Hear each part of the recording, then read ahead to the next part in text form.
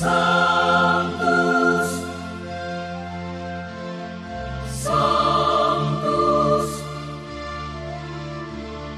Sanctus Dominus Deus Sabaoth. Salam jumpa kembali saudara-saudariku yang terkasih dalam Tuhan kita Yesus Kristus. Salam sejahtera untuk kita semua. Berkat Allah yang Maha Kuasa senantiasa menyertai kita.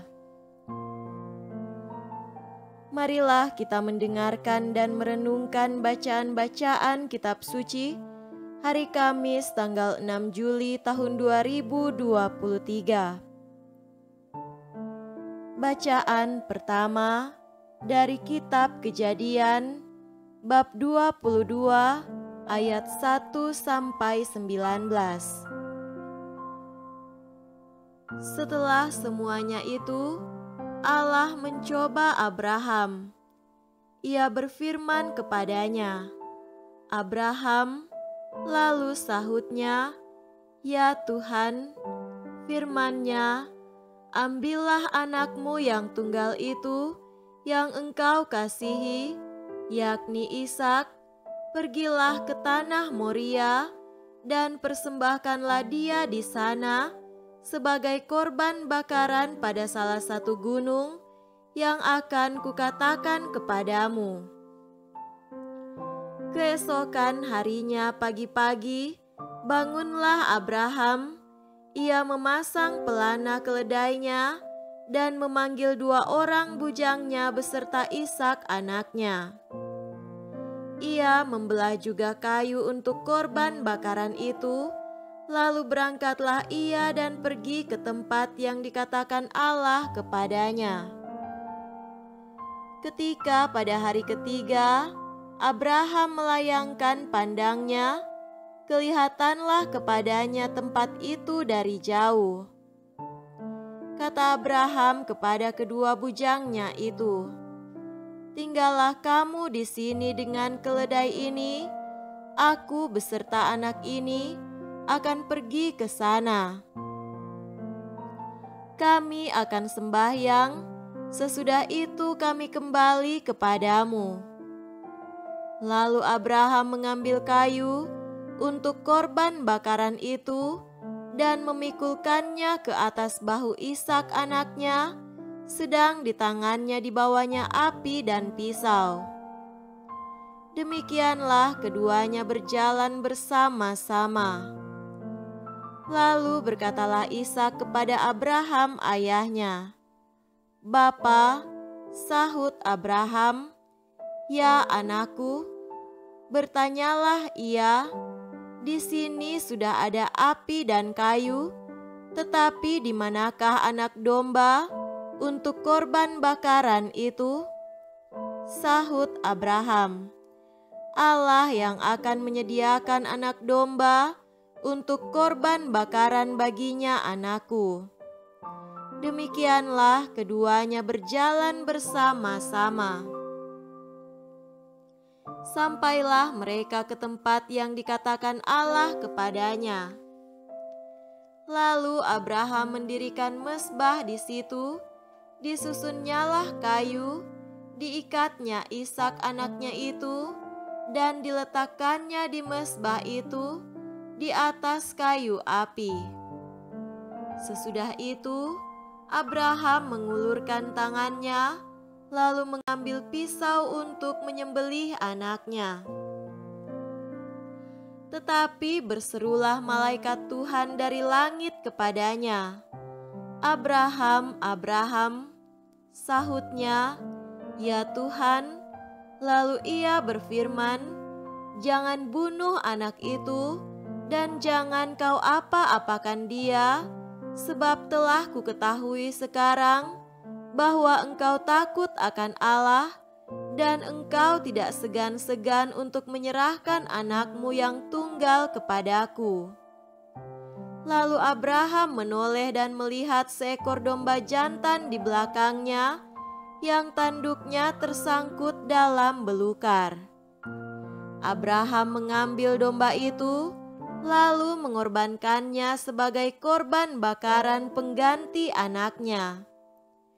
Dan Abraham menamai tempat itu, Tuhan menyediakan. Sebab itu, sampai sekarang dikatakan orang, di atas gunung Tuhan akan disediakan. Untuk kedua kalinya, berserulah malaikat Tuhan dari langit kepada Abraham, katanya, "Aku bersumpah demi diriku sendiri, demikianlah firman Tuhan, karena engkau telah berbuat demikian, dan engkau tidak segan-segan untuk menyerahkan anakmu yang tunggal kepadaku, maka aku akan memberkati engkau berlimpah-limpah dan membuat keturunanmu sangat banyak, seperti bintang di langit dan seperti pasir di tepi laut, dan keturunanmu itu akan menduduki kota-kota musuhnya. Oleh keturunanmu lah semua bangsa di bumi ini akan mendapat berkat, karena engkau mendengarkan firman-Ku." Kemudian kembalilah Abraham kepada kedua bujangnya, dan mereka bersama-sama berangkat ke Beersheba, dan Abraham tinggal di Beersheba. Demikianlah sabda Tuhan. Syukur kepada Allah.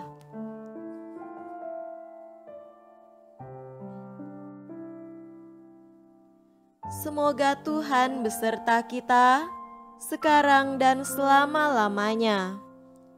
Inilah Injil suci menurut Matius. Dimuliakanlah Tuhan. Injil Matius bab 9 ayat 1 sampai 8. Sesudah itu naiklah Yesus ke dalam perahu, lalu menyeberang.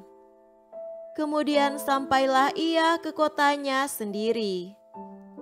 Maka dibawa oranglah kepadanya seorang lumpuh yang terbaring di tempat tidurnya. Ketika Yesus melihat iman mereka, berkatalah ia kepada orang lumpuh itu, "Percayalah hai anakku, dosamu sudah diampuni." Maka berkatalah beberapa orang ahli Taurat dalam hatinya, ia menghujat Allah. Tetapi Yesus mengetahui pikiran mereka, lalu berkata, "Mengapa kamu memikirkan hal-hal yang jahat di dalam hatimu? Manakah lebih mudah mengatakan, 'Dosamu sudah diampuni,' atau mengatakan, 'Bangunlah dan berjalanlah'? Tetapi supaya kamu tahu bahwa di dunia ini Anak Manusia berkuasa mengampuni dosa," lalu berkatalah ia kepada orang lumpuh itu, "Bangunlah, angkatlah tempat tidurmu, dan pulanglah ke rumahmu." Dan orang itu pun bangun lalu pulang. Maka orang banyak yang melihat hal itu takut lalu memuliakan Allah yang telah memberikan kuasa sedemikian itu kepada manusia. Demikianlah sabda Tuhan. Terpujilah Kristus.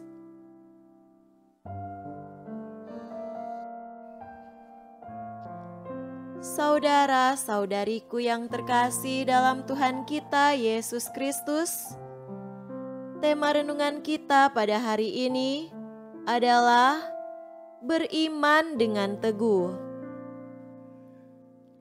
Beriman tidaknya seseorang dapat diukur dari sejauh mana ia patuh pada kehendak Allah dan berpasrah padanya. Beriman itu bukan sekedar pengakuan akan Allah dan tahu tentang Dia. Beriman yang benar membutuhkan pula cinta akan Allah dan patuh setia padanya. Maka dalam beriman hadir serentak pengakuan, pengetahuan, cinta dan ketaatan pada Allah. Tanpa itu, seseorang belum tiba pada iman yang benar atau iman yang sejati. Contoh dari orang dengan iman yang demikian diperlihatkan oleh Abraham.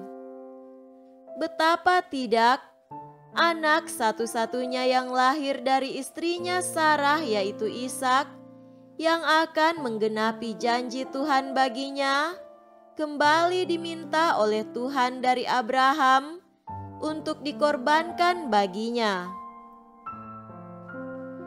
Permintaan Tuhan ini tidak ditolaknya, tetapi diterima dan dijalaninya sesuai dengan petunjuk Tuhan.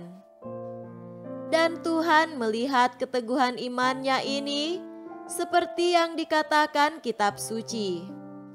Berserulah malaikat Tuhan dari langit kepadanya, "Abraham, Abraham," sahutnya, "Ya Tuhan." Lalu ia berfirman, "Jangan bunuh anak itu, dan jangan kau apa-apakan dia, sebab telah kuketahui sekarang bahwa engkau takut akan Allah, dan engkau tidak segan-segan untuk menyerahkan anakmu yang tunggal kepadaku." Contoh lainnya diperlihatkan oleh orang-orang yang mengusung seorang lumpuh yang berbaring di tempat tidurnya dan membawanya kepada Yesus untuk disembuhkan. Yesus memuji keteguhan iman mereka karena mereka berani melakukan itu di tengah larangan dan ancaman yang diberikan oleh pemimpin-pemimpin Yahudi bila ada yang mau bertemu dengan Yesus.